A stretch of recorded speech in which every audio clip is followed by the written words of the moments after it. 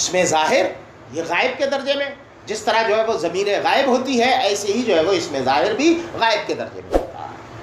تو کلام کا تقاضا یہ تھا کہ کلام جو ہے وہ غیبت سے ہو، لیکن غیبت کا جو کو ترک کر کے کلام جو کیا گیا ہے وہ متکلم تقاضا یہ تھا کلام کا یہاں پر کہ تکلم کے صیغے کے ساتھ ہو، متکلم کے صیغے کے ساتھ ہو، لیکن متکلم کا صیغہ ترک کر کے یہاں پر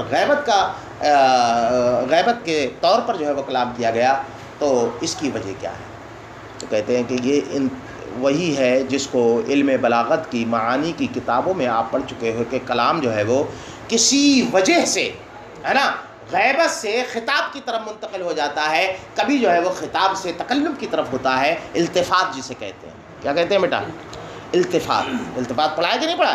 تو یہاں پر جو ہے وہ التفات ہے، اور یہ التفات کی اس کی وجہ یہ ہے کہ اللہ رب العزت اپنے بندوں کو تعلیم دے رہا ہے، تلقین کر رہا ہے کہ کس طرح تم معبود برحق کی تعریف کرو، تعریف کرنے کا انہیں طریقہ جو ہے وہ بتایا جا رہا ہے۔ اس وجہ سے یہاں پر الحمدللہ نہ کہہ کر کے الحمدللہ کہا گیا کہ تم لوگ جب تعریف کرو تو اس طرح جو ہے وہ کرو۔ سمجھ میں آیا؟ ہاں۔ تو یہاں پر اسی سوال مقدر کا جواب دیا گیا کہ الحمدللہ کے بجائے الحمدللہ کیوں کہا گیا، تو اس کا جواب ہے سوال مقدر ذہن میں رکھنا۔ یہاں جگہ جگہ ان کی تفسیر میں سوال مقدر کا یہ جواب ہوتے ہیں، سوال کا ذکر نہیں ہوتا، جواب ہوتا ہے، تو سمجھنا۔ لقد اللہ عبادہ، اللہ رب العزت نے اپنے بندوں کو تلقین فرمائی، وفقہہم، اور ان کو یہ تعلیم دی کہ کیف یثنون علیہ، کہ وہ کس طرح اللہ رب العزت کی حمد و ثنا کریں، ہے نا، ویحمدونہ علی اجزل، اور اس کی تعریف کس طرح جو ہے وہ کریں، اس کی تعریف و توصیف، اس کی حمد و ثنا کس طرح جو ہے وہ کریں، کس طریقے سے کریں، اس کی تعلیم دی گئی ہے اس میں، اور اس کا طریقہ جو ہے وہ بتایا گیا ہے۔ اب ظاہر سی بات ہے آگے جو آ رہی ہے عبارت، وہ بھی ایک سوال کا جواب ہے۔ تعریف و توصیف، حمد و ثنا، شکر، یہ کسی نعمت کے بدلے میں ہوتا ہے، اور وہ بھی بڑی نعمت کے بدلے میں، ہے نا، شکر جو واجب پڑا ہے ضابطہ، تو وہ کون سی ایسی نعمت ہے کہ جس کی بنیاد پر شکر اور حمد و ثنا کرنے کا طریقہ سکھایا جا رہا ہے؟ تو کہا کہ نعمتیں تو بہت ہیں، ان میں سے سب سے بڑی جو نعمت ہے وہ دین کی نعمت ہے، مذہب اسلام کی جو ہے وہ نعمت ہے، جس سے ہمیں اللہ رب العزت نے سرفراز کیا۔ پھر اس دینی نعمتوں میں سے بھی سب سے عظیم جو نعمت ہے وہ اللہ رب العزت کی وہ کتاب ہے جو ہمارے نبی صلی اللہ تعالیٰ علیہ وسلم پر جو ہے وہ اتاری گئی۔ اس وجہ سے اللہ رب العزت نے یہ طریقہ تلقین فرمایا کہ تمام نعمتوں پر اس کا شکر ادا کرنا چاہیے، تمام نعمتوں کی بنیاد پر اس کی حمد و ثنا کرنا چاہیے، لیکن خاص طور پر اس انداز میں تعریف کرنے کا طریقہ اس لیے بتایا گیا کہ ان نعمتوں میں سے سب سے بڑی کتاب جو ہے وہ کتاب ہے، لہٰذا کتاب کا ذکر کر کے تم اللہ کی حمد و ثنا کرو، ہے نا۔ تو اسی کا الا اجزل، ہے نا، نعمائہ علیہم، کہ ان پر بندوں پر اللہ رب العزت کی جو سب سے بڑی نعمت ہے، اجزل سب سے بڑی نعمت ہے، وہی نعمت الاسلام، وہ نعمت اسلام ہے۔ اور دوسری سب سے بڑی نعمت کیا ہے؟ وما انزل علی محمد، اسی پر عطف ہے اجزل پر، اور وہ کتاب ہے جس کا نزول ہمارے نبی صلی اللہ تعالیٰ علیہ وسلم پر ہوا، الذی ہوا سبب نجاتہم، جو ان کی نجات کا سبب ہے۔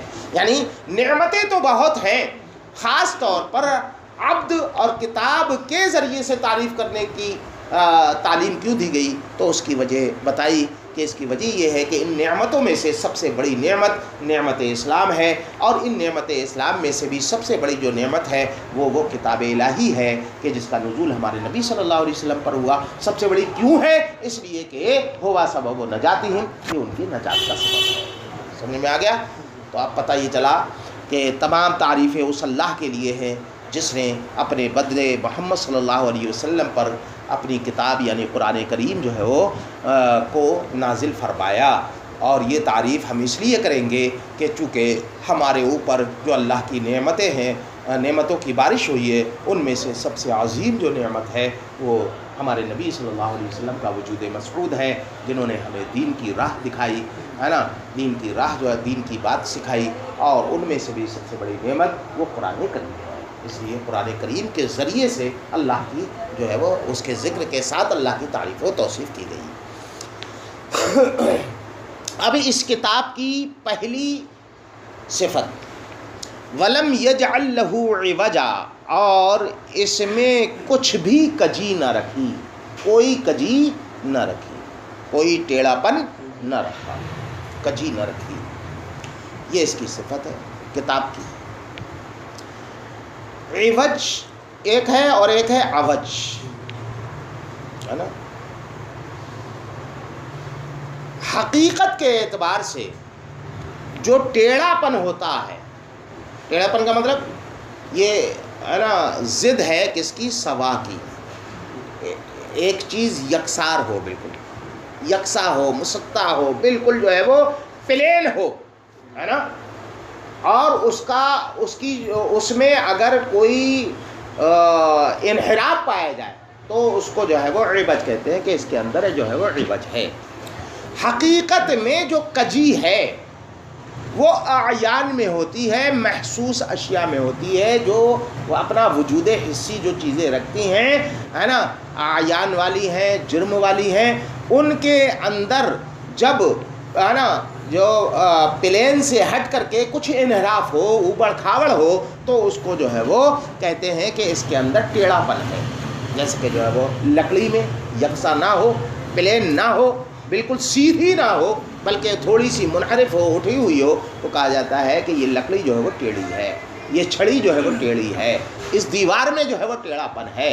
تو حقیقت میں جو کجی ہوتی ہے وہ اعیان میں ہوتی ہے، اور یہ جو ہے کہا جا رہا ہے کہ کتاب میں نہیں ہے، تو کتاب کس کا نام ہے بیٹا؟ معانی کے نام ہے۔ ان معانی کا تعلق جو ہے وہ اعیان سے نہیں ہے، محسوس اشیاء وجود حسی وہ اپنا نہیں رکھتی، تو پھر جو ہے وہ عوج اس میں کس پرکار کا ہوگا، کس طرح کا ہوگا، کیسے جو ہے وہ کہا جا سکتا ہے کہ اس کے اندر جو ہے وہ ٹیڑھا پن ہے؟ کیوں اس کی جو ہے وہ صفت لائی گئی، ہے نا؟ تو کہا گیا کہ حقیقت میں کجی بلا شبہ اعیان میں ہی پائی جاتی ہے، محسوس اشیاء میں پائی جاتی ہے، یعنی جن کا ادراک ہے نا حواس سے ہو سکے، ہے نا، ان کو ہی کرنا۔ لیکن مجازن معانی پر بھی اس کا اطلاق ہوتا ہے۔ کس پر ہوتا ہے؟ معانی پر، یعنی محسوس اشیاء کا ٹیڑھا پن یہ ہے کہ وہ پلین سے ہٹ کر کے ہو، پلین سے منحرف ہو، ہے نا، یکساں نہ ہو، بلکہ اس میں اوبڑ کھاوڑ پنا ہو۔ اور معانی کی کجی یہ ہے کہ جو اس کی جو صحت ہے، اس کی جو صلاح ہے، صحیح معانی ہے، ان معانی میں صحت نہ ہو، بلکہ صحت کی بجائے فساد ہو، حکمت کی بات نہ ہو، بلکہ اس میں خراب باتیں ہوں، حکمت غیر حکمت والی جو ہے وہ اشیاء ہوں۔ یہ جو ہے وہ معانی کا جو ہے وہ معانی کی کجی ہوئی ہے نا، معانی کی کجی ہوئی۔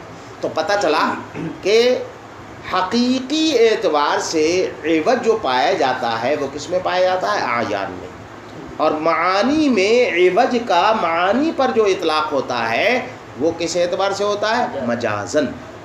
تو کہتے ہیں کہ کیا دونوں کہاں معانی کی کجی مراد ہے اور کہاں ہے نا اعیان کی کجی مراد ہے؟ کیا اس کے لیے کوئی تعیین ہو سکتی ہے؟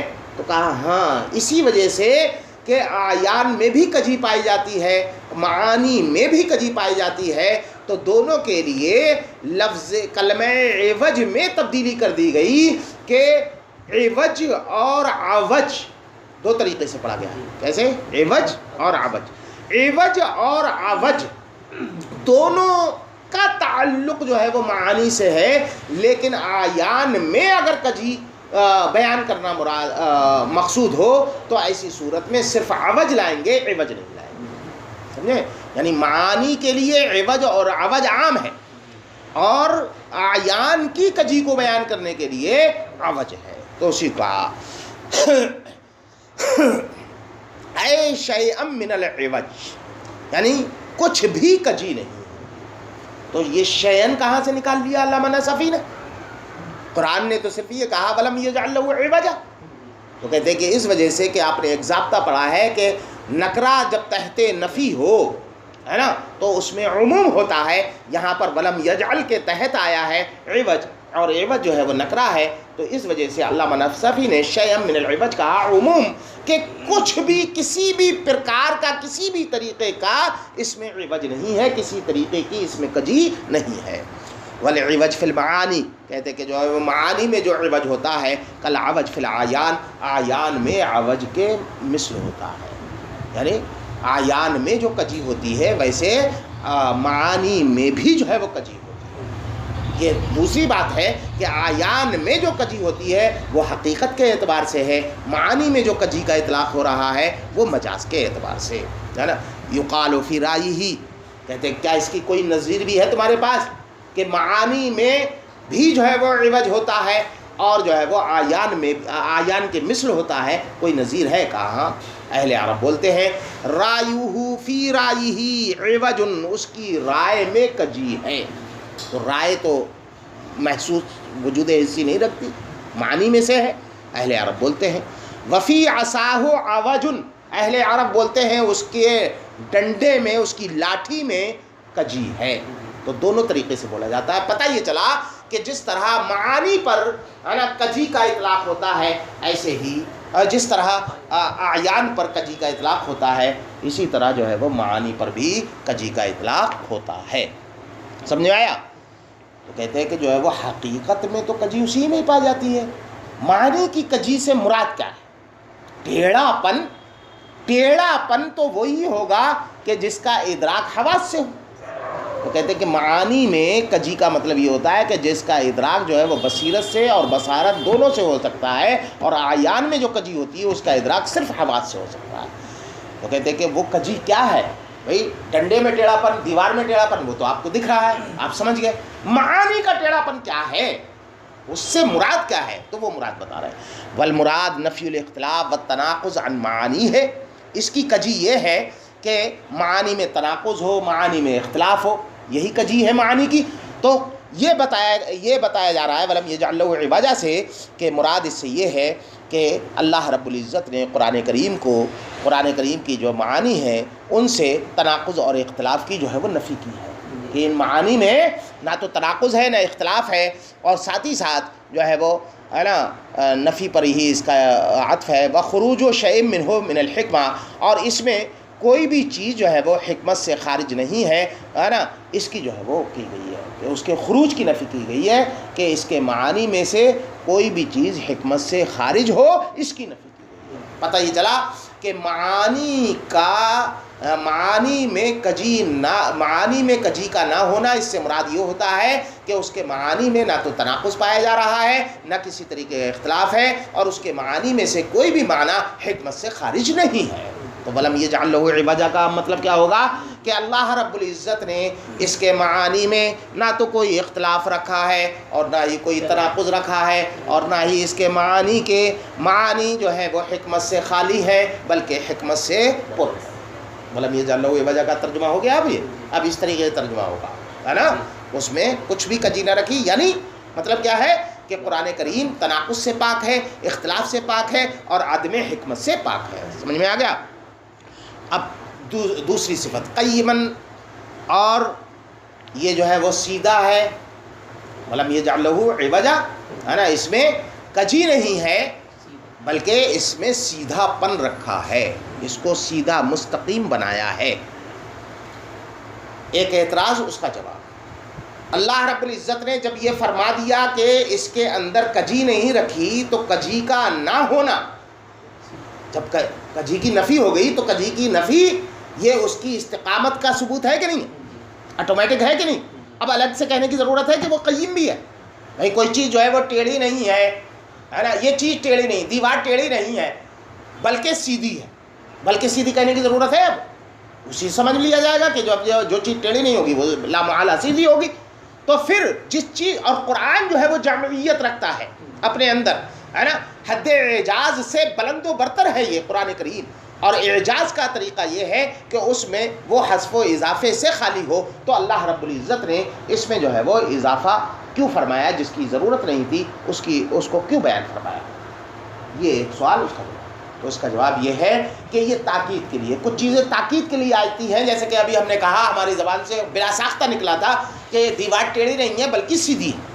یعنی تاکید کے لیے کبھی کبھی کلام لایا جاتا ہے نا, ہندی کی چندی کی جاتی ہے تاکہ لوگ اچھی طریقے سے سمجھ لیں کہ ارے کوئی آدمی سمجھا, کسی کے سامنے بیان کیا کہ اللہ رب العزت نے اس میں کجی نہیں رکھی, تو اس کے ذہن میں آیا چلو بڑی کجی ہو سکتا نہ ہو, لیکن چھوٹی موٹی اگر خوردبین سے دیکھی جائے تو ہو سکتا ہے اس کے اندر کجی نکل آئے, ہے نا. جب دور سے ایک چیز وہ ہے سیدھی لگتی ہے, لیکن جب انجینئر اپنے ناپ تول سے جو ہے وہ اسے ناپتا ہے, کسوٹی پر پرکھتا ہے, تو کہیں نہ کہیں سود بھر جو ہے وہ فرق نکل آتا ہے. تو ممکن ہے قرآن کریم میں ایسا نکل آئے تو قیم کہہ کر کے اللہ رب العزت نے اس کی بھی نفی کی کہ ذرہ برابر کسی بھی طریقے سے اس میں کجی کا ہونا تو دور کی بات, کجی